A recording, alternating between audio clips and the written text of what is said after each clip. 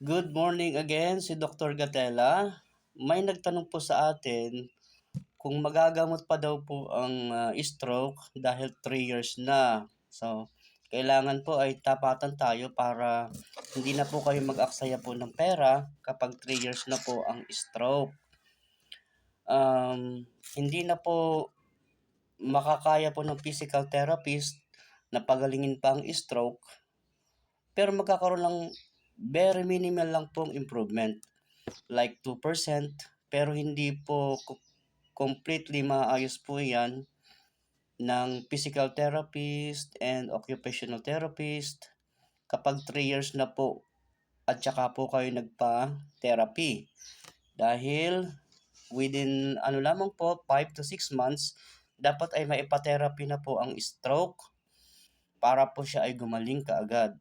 Pero kung 3 years na, medyo malabo na po yun. Maaari pong kaya pa yung kaya lang surgery. Yun po ang pinakang way natin para gumaling pa po yung stroke. But kung physical therapist, hindi na po. Yun lamang po. Bye-bye. God bless you.